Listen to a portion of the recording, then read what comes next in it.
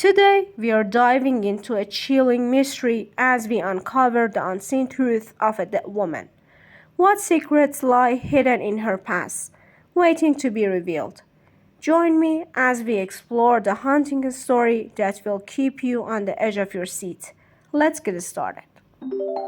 The woman had died without pain, quietly, as a woman should whose life had been blameless. Now she was resting in her bed, lying on her back, her eyes closed, her features calm, her long white hair carefully arranged as though she had done it up 10 minutes before dying. The whole pale countenance of the dead woman was so collected, so calm, so resigned that one could feel what a sweet soul had lived in that body. What a quiet existence this old soul had led. How easy and pure the death of this parent had been. Kneeling beside her bed, her son, a magistrate with inflexible principle, and her daughter Marguerite, known as Sister Eulalie, were weeping as though their hearts would break. She had, from childhood up, armed them with a strict moral code, teaching them religion without weakness and duty without compromise. He, the man, had become a judge, and handled the law as a weapon with which he smote the weak ones without pity.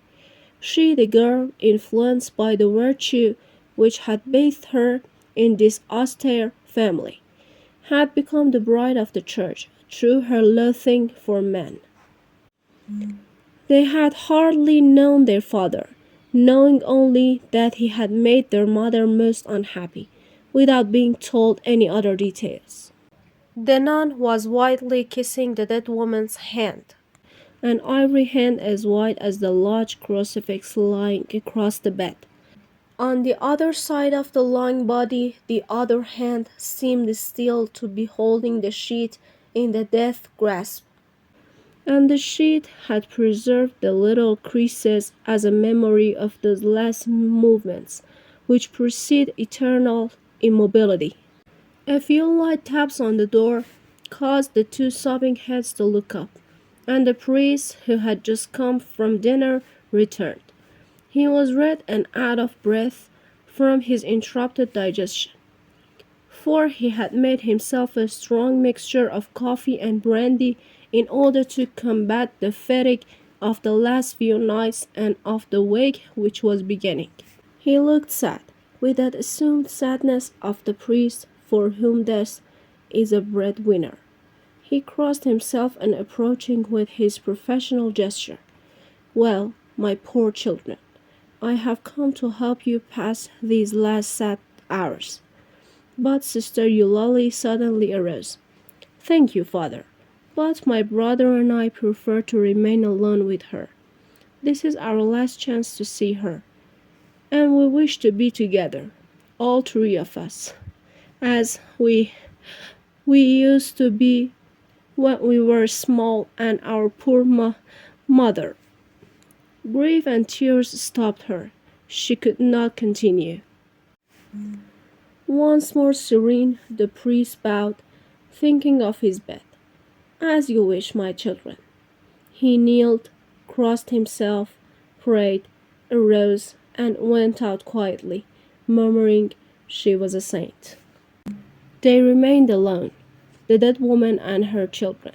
The ticking of the clock, hidden in the shadow, could be heard distinctly, and through the open window drifted in the sweet smell of hay and of woods, together with the soft moonlight.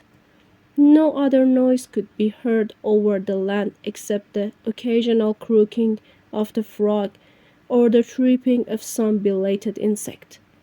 An infinitive peace, a divine melancholy, a silent serenity surrounded this dead woman, seemed to be breathed out from her and to appease nature itself.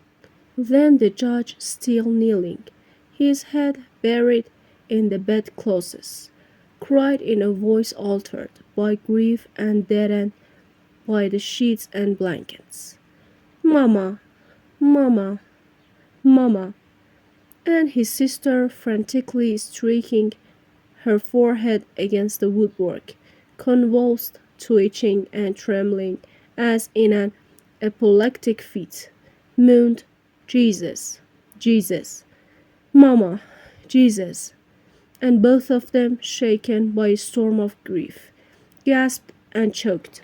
The crisis slowly calmed down, and they began to weep quietly, just as on the sea when a calm follows a squall. A rather long time passed, and they arose and looked at their dead, and the memories, those distant memories, yesterday so dear, today so torturing, came to their minds with all the little forgotten details. Those little intimate familiar details which bring back to life the one who has left.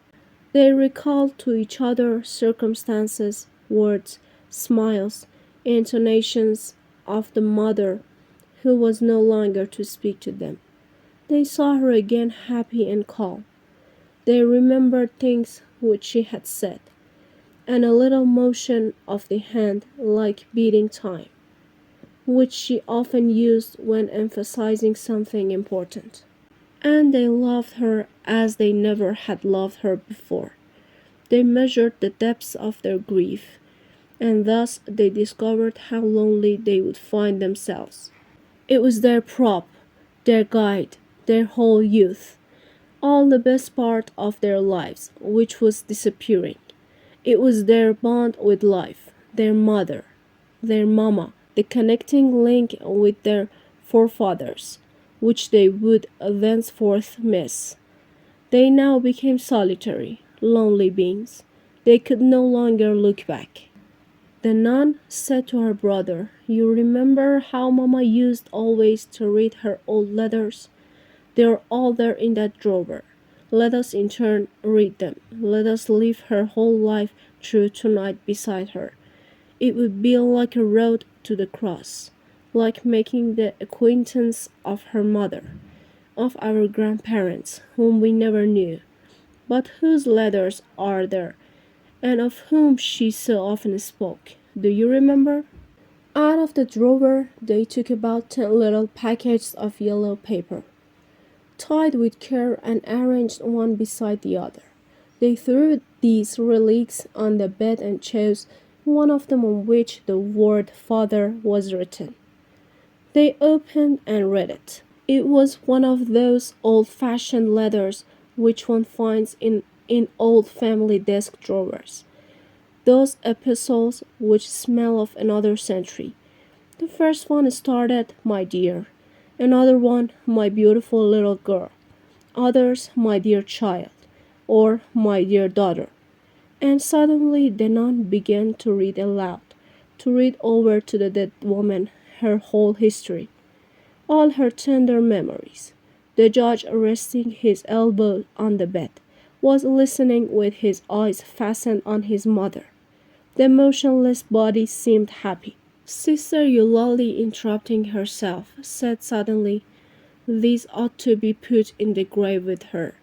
They ought to be used as a shroud, and she ought to be buried in it." She took another package, on which no name was written. She began to read in a firm voice, "My adored one, I love you widely. Since yesterday I have been suffering the torture of the damned haunted by our memories. I feel your lips against mine, your eyes in mine, your breast against mine. I love you, I love you. You have driven me mad, my arms open. I gasp, moved by a wild desire to hold you again. My whole soul and body cries out for you, wants you. I have kept in my mouth the taste of your kisses." The judge had straightened himself up. The nun stopped reading. He snatched the letter from her and looked for the signature. There was none, but only under the words, "The man who adores you," the name "Henry." Their father's name was Rene. Therefore, this was not from him. The son then quickly rummaged through the package of letters, took one out, and read, I can no longer live without your caresses. Standing erect, severe as when sitting on the bench, he looked unmoved at the dead woman. The nun, straight as a statue, tears trembling in the corners of her eyes, was watching her brother, waiting. Then he crossed the room slowly, went to the window and stood there, gazing out into the dark night. When he turned around again, Sister Eulalie, her eyes dry now, was still standing near the bed, her head bent down. He stepped forward, quickly picked up the letters and threw them pell-mell back into the drawer. Then he closed the curtains of the bed.